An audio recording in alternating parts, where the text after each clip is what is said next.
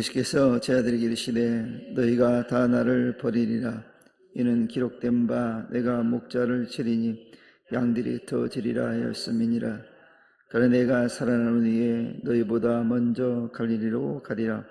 베드로가 여짜오되 다 버릴지라도 나는 그리하지 않겠나이다.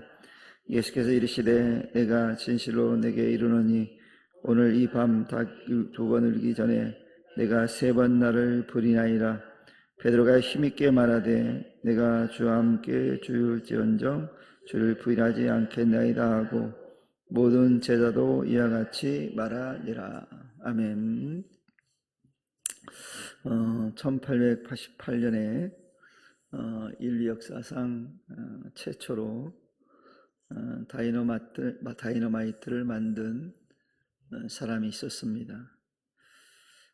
그는 이 다이너마이트로 당대 명사가 되었고 수많은 돈을 벌어서 사람들의 관심과 촉망을 받는 사람이 되었습니다.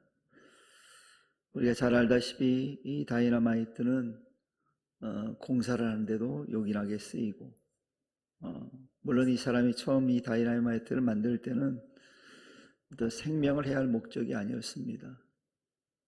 그런데 훗날 이 다이너마이트가 많은 생명을 또 앗아가는 일을 하게 되었음을 보게 되어집니다. 아무튼 이 다이너마이트를 개발한 사람이 그 많은 돈을 벌었는데 어느 아침 그가 일어났을 때 평상시처럼 신문을 보게 되었습니다. 그런데 신문을 딱 보는 순간 그야말로 그가 깜짝 놀랐습니다. 기사 제목이 이런 제목이었거든요. 많은 사람들을 죽음에 이르게 하는 다이너마이트를 만든 제조업자가 드디어 죽다라고 되어 있었기 때문입니다. 왜 놀랐겠습니까? 자신에 대한 기사였거든요. 자신은 살아있는데 죽었다고 기사가 났으니 얼마나 놀랐겠습니까? 사실 그가 죽은 것이 아니라 그의 동생이 죽었는데 기자가 착각을 해서 그가 죽은 것처럼 기사를 내보낸 것입니다. 기자의 작은 실수로 실린 기사였지만 이 기사를 본 당사자는 그야말로 큰 충격을 받았습니다. 그래서 그는 자신의 사망 기사를 보면서 깊은 침묵에 빠졌습니다. 그리고 그가 생각했습니다. 내가 수많은 사람을 죽일 수 있는 다이너마이트를 만들어서 재물도 얻고 명성을 얻었지만 결국 내 인생의 마지막은 이렇게 허무하게 끝날 수도 있겠다라는 생각을 그가 하게 되었다는 얘기입니다. 이런 생각을 하고 난 다음에 자기가 실린 신문을 그가 찢으면서 새로운 삶을 살겠다고 결심하게 되었습니다. 그리고 훗날 그가 하나님을 알게 되었고 하나님과 사람들을 위해서 그가 모든 재산을 쓰기로 결심을 했습니다. 그것이 그 유명한 알프레드 노벨의 노벨 평화상이 시작된 이유였습니다.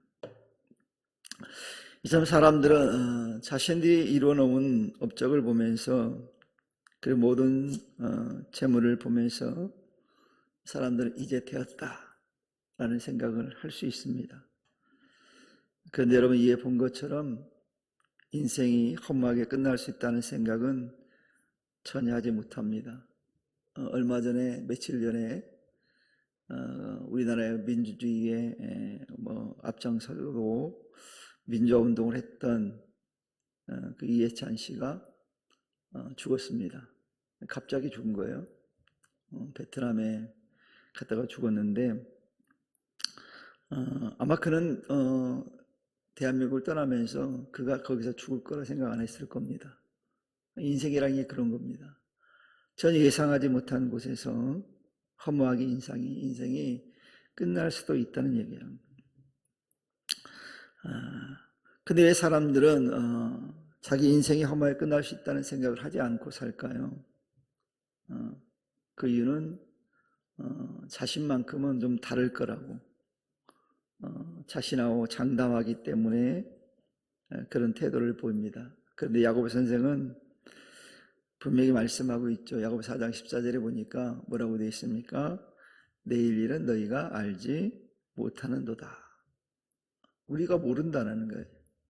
너희 생명이 무엇이냐? 너희는 잠깐 보이다가 없어지는 안개와 같다라고 말씀하고 있거든요. 이처럼 우리는 자신에게 일어날 일에 대해서 단 한 치의 앞도 볼 수 없음에도 마치 자신의 미래가 보장된 것처럼 장담하며 살아갑니다.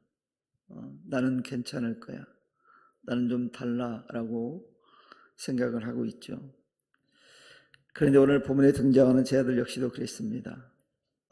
자신들을 좀 다를 거라고 생각했거든요. 예수님께서 십자가를 지기 전에 길을 가던 중에 제자들을 모아놓고 제자들의 이런 말씀을 합니다. 스가랴 13장 7절 말씀을 인용해서 예수님께서 십자가에 달리게 되면 제자들이 예수님을 버리고 모두 다 도망하고 흩어지게 될 것이다. 즉 흩어지게 될 거라는 제자들이. 특히 오늘 읽은 본문의 20절에 보면 그래서 그 표현을 버리다라고 표현하고 있는데 이것은 제자들이 예수를 믿는 신앙을 잃게 될 것이라고 하는 그런 의미가 아니라 자신들의 신앙을 고백할 용기가 없어서 흩어지게 될 거라는 거예요. 숨을 거라는 얘기죠. 저 믿음이 없어서도 아니고 주님에 대한 사랑이 식어서도 아니란 얘기입니다. 주님을 믿긴 하지만 여전히 주님을 사랑하지만 사람들 앞에서 자신의 믿음을 볼 용기가 부족해서 흩어질 거라는 거예요. 제자들의 모습은 마치 오늘날 우리들의 모습을 보는 것과 비슷합니다. 우리는 예수님을 믿는다고 말은 하지만 용기가 없어서 때로는 자신이 그리스도인이라는 사실을 말하지 못할 때가 있거든요. 당당하게 말하지 못할 때가 있어요. 내가 구원받은 것이 정말 자랑할 만한 것인데 엄청난 은혜임에도 불구하고 그것을 자랑하지 못하고 감추는 신앙인들이 있거든요. 그럼 그들이 믿음이 없어서 그럴까요? 저는 그렇지 않다고 생각합니다. 주님을 사랑하지 않아서 그럴까요? 그렇지 않다고 생각해요. 믿고 사랑하지만 예수님을 정말 사랑하긴 하지만 그 누구보다도 믿지만 용기가 없다는 용기. 아직은 용기가 없다는 용기. 용기가 부족하다는 얘기예요. 없다기보다는 부족하기 때문에 그렇게 고백하지 못하는 거예요. 즉 무슨 얘기입니까? 이것은 용기가 없다고 하는 것은 아직은 부끄럽다는 거예요. 사람들 앞에 내놓을 만할 정도는 아니란 얘기죠. 근데 그가 믿음이 자라서 예수님에 대해서 자부심이 생긴다거나 이제 믿음이 확고해지면 확신하게 되어지면 그때 비로소 어떻게 합니까? 사람들 앞에 당당하게 자신이 그리스도인이라는 것을 밝히게 돼 있거든요. 이게 사실 용기가 있어야 되는 거예요. 여러분 오늘 특별히 본문에서 예수님의 제자들이 주님을 버리게 될 것이라고 한 말씀은 제자들이 믿음을 버린다는 얘기가 아니라 용기가 없어서 아직은 믿음이 부족해서 그 믿음을 보여주지 못한다는 말이거든요. 그래서 성경에 보면 믿음도 다양한데 큰 믿음이 있고 작은 믿음도 있다라고 성경이 말하잖아요. 그리고 심지어는 살아있는 믿음도 있고 죽은 믿음도 있대요. 믿음인데 죽은 믿음이 있고 살아있는 믿음이 있고 믿음인데 큰 믿음도 있고 작은 믿음이 있다라는 거예요. 저기 무슨 얘기입니까? 믿음은 있으나 아직은 믿음의 능력을 드러낼 정도는 아니라는 얘기예요. 예를 이렇게 들어볼 수 있어요. 아이들이 막 태어나면 그것도 한 생명이잖아요. 그리고 하나의 인간이잖아요. 그 주민등록번호를 받잖아요. 백성이 아닌 건 아니잖아요. 근데 그 아이들이 능력이 부족하니까 말도 못하고 기지도 못하고 걷지도 못해요. 그럼 그런 아이들은 사람이 아니에요? 사람이잖아요. 그 다만 아직은 부족하다는 거예요. 길 능력도 걸을 능력도 말할 능력도 아직 부족해요. 그럼 그 아이들이 표현을 안 합니까? 살아있음을 표현하잖아요. 어떻게 표현해요? 때로는 울기도 하고 또 대소변을 통해 살아있음을 증명하잖아요. 믿음이 없는 게 아니라 믿음은 있는데 아직까지는 부족하다는 거예요. 그래서 자신이 믿는다는 것을 많은 사람들한테 공표하면 자신이 포기될 것이 많기 때문에 두려운 거죠. 그리고 믿는 것 때문에 당하는 고난이나 어려움이 두렵기 때문에 자신에게 공표를 못하는 거예요. 이런 모든 것들이 바로 뭐의 부족입니까? 용기의 부족이거든요. 근데 용기가 생기면 어떻게 돼요? 자신의 믿음을 자신이 믿는 믿음을 지키기 위해서 생명을 걸기도 해요. 이런 믿음이 큰 믿음이고 살아있는 믿음이라고 우리가 보통 얘기하잖아요. 하지만 용기가 없는 이들은 어때요? 비록 자신이 거부하지는 않지만 버리지는 않지만 사람들 앞에서 당당하게 자신의 믿음을 고백하지 못하는 거예요. 예수님 제자들도 마찬가지였어요. 그들이 주님과 늘 함께 있을 때는 정말 믿음 있는 것처럼 보였거든요. 막 역사도 일어나고 막 모든 게 가능했거든요. 주님과 함께 있으면. 그 이유가 뭡니까? 주님이 그들과 함께 했기 때문에 주님이 다 책임져 줬거든요. 그 동행하고 있었기 때문에 모든 것이 가능했어요. 하지만 정작 예수님께서 군병들에게 잡혀가시고 사내들인 공연에 끌려가게 됐을 때 그들은 두려움이 찾아왔어요. 왜요? 자신들만 남겨졌잖아요. 그렇기 때문에 그 두려움과 공포가 그들을 사로잡은 거예요. 이런 모습을 우리는 베드로가 잘 보여주고 있어요. 베드로가 주님 잡혀갔을 때 주님의 모습을 보기 위해서 따라갔거든요. 근데 가까이는 가지 못했어요. 멀찍이 갔다고 성경에 나와요. 멀찍이 따라갔어요. 왜냐하면 자기가 예수님의 제자라는 사실이 들통날 것이 두려워서 그랬던 거예요. 이런 베드로의 모습을 통해서 그가 두려움과 공포가 그에게 있었다는 것을 알 수 있잖아요. 아니 그게 없었다면 아주 가까이 따라갔겠죠.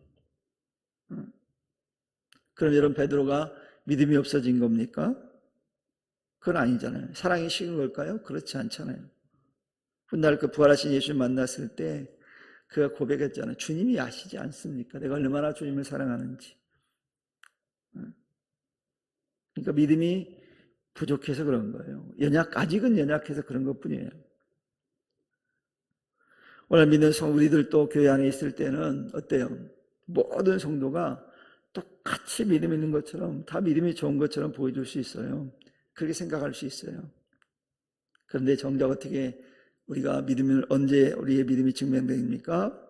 교회 밖에 나갔을 때 비로소 내가 믿음이 있는가 없는가, 믿음이 큰 믿음을 가지고 있는가, 작은 믿음을 가지고 있는가, 살아있는 믿음을 가지고 있는가, 죽은 믿음을 가지고 있는가 결판이 나잖아요. 그래서 살아있는 믿음과 큰 믿음을 가진 자는 어땠습니까? 교회 밖에 나갔을 때 주님을 정말 드러낼 때 용기를 내서 주님을 드러내는 사람은 살아있는 큰 믿음을 소유한 자들이지만 그렇지 못하는 이들이 있거든요. 그럼 여러분 자기를 믿음을 드러내지 못한 사람들이 믿음이 없어서 그랬을까요? 그렇지 않잖아요. 용기가 없을 뿐이야. 믿음에 대한 용기. 그러니 우리는 믿는 자로서 믿음의 용기를 가져야만 합니다. 오늘 본문의 주님은 제 아들이 주님을 믿지 못해서 버리는 것이 아니라, 떠나는 것이 아니라, 흩어지는 것이 아니라 두렵고 용기가 없어서 흩어지게 될 것이라고 말씀하고 있는 거거든요.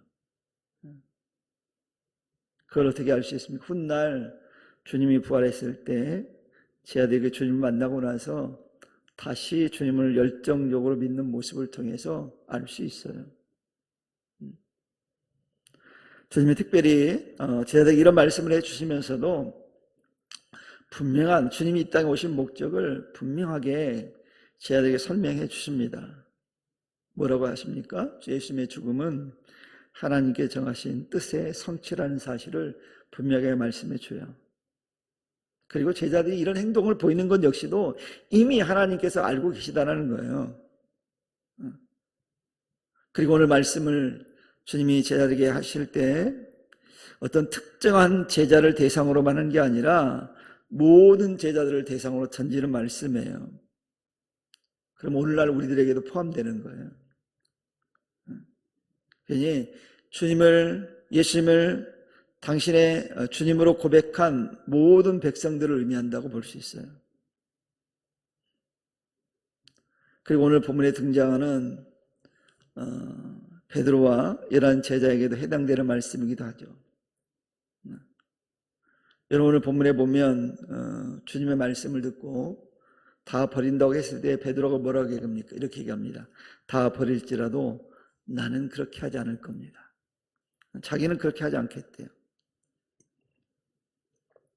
그럼 예수님께서 그 말씀을 들으시고, 야, 베드로 너 정말 믿음 좋다, 참 칭찬할 만하다 그랬으면 좋겠는데, 주님이 뭐라고 그럽니까? 주님이 이렇게 말씀하죠. 오늘 밤 닭이 2번 울기 전에 내가 나를 3번 부인하리라. 아마 베드로는 이런 주님께 이런 고백을 할 때, 다 버릴지라 나는 그렇게 하지 않겠습니다라고 했을 때 아마 칭찬을 받을 거라고 생각했을지 모르겠어요. 이 정도 고백이면 주님께 충분히 칭찬받을 만해. 내가 이 정도 교회에서 헌신하면 칭찬받을 만해. 그렇게 생각했을지 모르겠어요. 근데 주님은 그렇게 말씀하지 않았어요. 오늘 이 밤에 닭이 2번 울기 전에 내가 오히려 나를 3번 부인하게 될 것이라고 말씀했어요. 그래서 베드로가 또 뭐라고 대답합니까? 내가 주와 함께 죽을지언정 주를 부인하지 않겠나이다. 이 베드로의 고백은 전혀 마음 없는 얘기가 아니에요. 실은 자기는 그렇게 할 수 있을 것 같아요. 우리 때로는 우리가 베드로처럼 이렇게 장담하고 못하는 일들이 있잖아요. 그때 그 마음은 정말 그렇게 하겠다는 마음이에요. 베드로가 그랬거든요.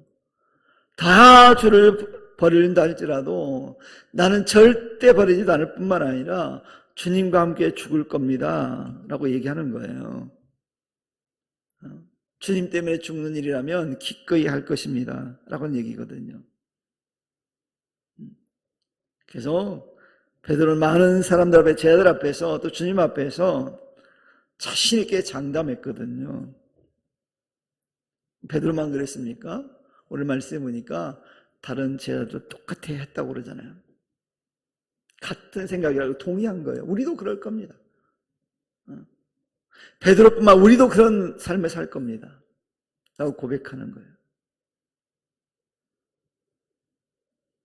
근데 여러분, 우리 결과를 알다시피 어떻게 됐죠?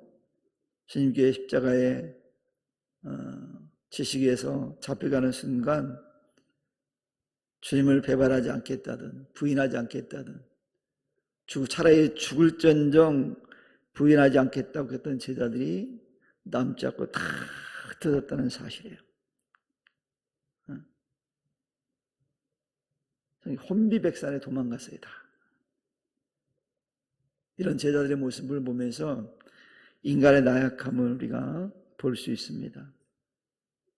늘 사람들 앞에서 자신의 신앙을 자랑하고 고백했던 베드로, 정작 믿음의 용기가 필요할 순간에는 자신의 용기 없는 신앙을 낱낱이 드러내고 있는 모습을 성경을 통해서 우리가 발견할 수 있잖아요.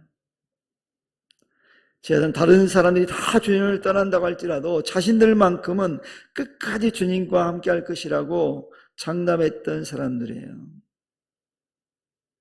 하지만 정작 그 용기가 필요할 때는 주님께서 말씀하신 것처럼 다 흩어져 버렸어요. 이제 우리도 누구보다도 예수님을 잘 따른다고 자처하던 제자들처럼 인간적인 자신감으로 호언장담할 때가 있습니다. 그러나 정작 믿음이 필요한 순간이 되면 포기하고 도망쳐버리는 것이 우리의 모습인 경우가 종종 있어요. 그러니 우리의 인간적인 자신감이 오히려 우리의 용기가 필요할 때, 믿음의 용기가 필요할 때 실패할 수 있는 원인이 될 수 있다는 사실을 우리 알아야 됩니다. 그래서 우리는 과신하면 안 돼요. 장담하면 안 돼요. 다만 우리는 주님께서 도우시면, 성령께서 도우시면 이라고 하는 그 고백이 있어야 돼요. 즉 겸손해야 된다는 얘기예요. 나의 힘으로는 되지 않는 거예요. 나의 능력으로 되지 않는 것들이 많아요. 왜요? 하나님 우리의 약점을 너무 잘 아시거든요. 우리의 연약함을 너무 잘 알아요. 그래서 끊임없이 우리에게 겸손해야 된다고 말씀하거든요. 장담하지 말라고 하거든요. 과신하지 말라고 말씀하거든요. 그래서 베드로 사도가 고린도전서 10장 12절에 선주를 생각하거든 넘어질까 조심하라 그랬거든요. 그 얘기가 뭐겠습니까? 과신하지 말라는 거예요. 장담하지 말라는 거예요.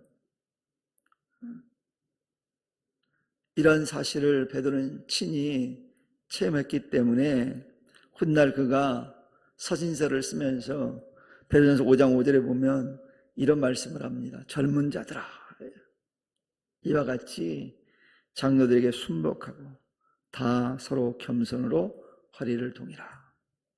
겸손해야 된다는 거예요. 그러면서 하나님은 교만한 자를 대적하시되 겸손한 자들에게 은혜를 주신다고 말씀하고 있어요. 즉 겸손의 필요성을 말하고 있잖아요. 즉 과거를 생각하면서 베드로가 이 말씀을 던진 것 같아요. 그가 과거에 그랬잖아요. 주님 앞에서 겸손하지 못하고 장담함으로 인해서 실패한 경험이 있었기 때문에 이런 고백을 할 수 있는 거예요. 이런 권면을 할 수 있는 거예요. 그래서 그는 겸손해야 된다. 겸손을 허리를 동여야 된다라고 강조한 거예요. 대부분 사람들은 어떻습니까? 자기가 좀 뭔가 할 수 있다고 생각합니다. 그리고 나는 저 사람보다는 좀 나아 이렇게 생각을 해요. 대부분 사람들이 그래요. 그런데 여러분 그것이 실패의 주 요인이 될 수 있다는 사실을 우리는 깨달아야 돼요. 교만한 순간 넘어질 수 있어요. 왜 그런 얘기 하잖아요. 강한 것이 더 부러지기가 쉽다. 그런 표현을 하잖아요. 그래서 칼보다 강한 것이 붓이라는 말이 있잖아요. 그래서 겉보기에는 강하지 않지만 진정한 강함을 표현할 때 쓰는 말이잖아요. 그래서 늘 자신이 강하다고 주장하는 자들은 실은 강하지 않을 가능성이 크거든요. 그래서 우리가 이것도 신앙으로도 적용하잖아요. 막 핍박하고 강하게 하는 사람들이 오히려 쉽게 넘어질 수도 있다라고 얘기하잖아요. 부러질 가능성이 높은 거예요. 그들은 외면적으로 사람들이 볼 때 그냥 강할 뿐이지 진짜 강한 게 아니거든요. 그래서 어쩌면 외형적으로 강하게 보이려고 하는 이유가 뭐냐? 자기 약함을 드러내고 싶지 않은 거거든요. 그래서 그들이 실제 강해야 될 때 강한 모습을 보여주지 못할 때가 많아요. 그러니 여러분 자기 스스로 강하다고 말하는 사람은 오히려 연약한 사람일 가능성이 커요. 강해 보이는 사람, 오히려 내적으로 약한 사람이 더 많음을 우리는 알아야 돼요. 베드로와 제자들은 주님 앞에 자신들이 용기 있는 믿음, 강한 믿음을 소유한 것처럼 말하고 장담했지만 전혀 그렇지 않았다는 사실을 금방 확인할 수 있잖아요. 그래서 주님께 십자가의 자리에 나아갈 때, 주님 십자가의 신 자리로 갔을 때 제자들은 그들과 주님과 전혀 함께하지 못했어요. 하지만 그들이 나중에 훗날 주님께 이대하게 쓰임받는 모습을 보면 180도 달라진 모습을 보이잖아요. 늘 자신의 연약함을 고백해요. 자기 용기 없음을 고백해요.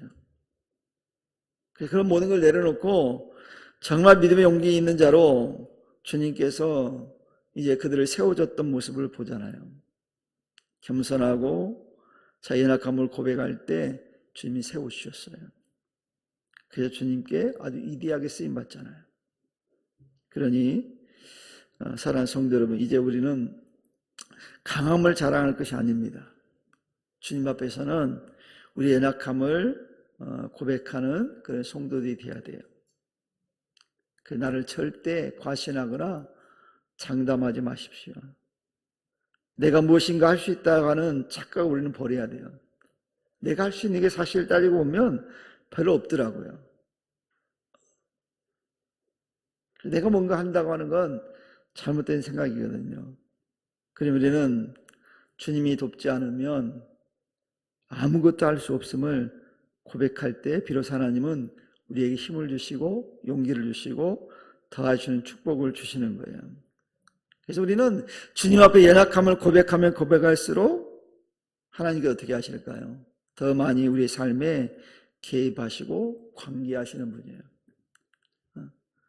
우리가 더 힘이 능력이 있겠어요? 하나님 더 능력이 있겠습니까? 하나님 훨씬 더 능력이 있고 힘이 있잖아요. 그러니 주님께 의뢰하면 주님이 더 좋은 방향으로 선한 방법으로 이끌어 가신다는 사실을 우리는 알아야 돼요. 그래서 내가 연약한 만큼 주님께 나에게 더 힘을 주시고 일하도록 승리하도록 도우시는 분이 우리 하나님이거든요. 우리는 끊임없이 주님 앞에서는 연약해져야 돼요. 강할 필요가 없어요. 주님 앞에서까지 강할 필요가 없어요. 아시는데 주님이 정확하게 아시잖아요. 내가 뭐 사람들 앞에서는 좀 드러내기 싫어서 그럴 수 있지만 주님 앞에서는 굳이 그렇게 할 필요가 없거든요. 그러니 사랑하는 성도 여러분, 우리는 이제 나의 강함을 자랑하거나 장담할 것이 아니라 나의 연약함을 주님께 고백할 수 있는 성도들 되기를 바랍니다. 그래서 나의 연약함을 고백함을 통해서 드러냄을 통해서 주님 주신 은혜를 가지고 매 순간 매일 승리하는 삶을 살아가는, 그리고 매 삶의 현장에서 주님을 체험할 수 있는 은혜가 있기를 주님의 이름으로 간절히 축원합니다. 기도하겠습니다. 하나님 감사합니다. 오늘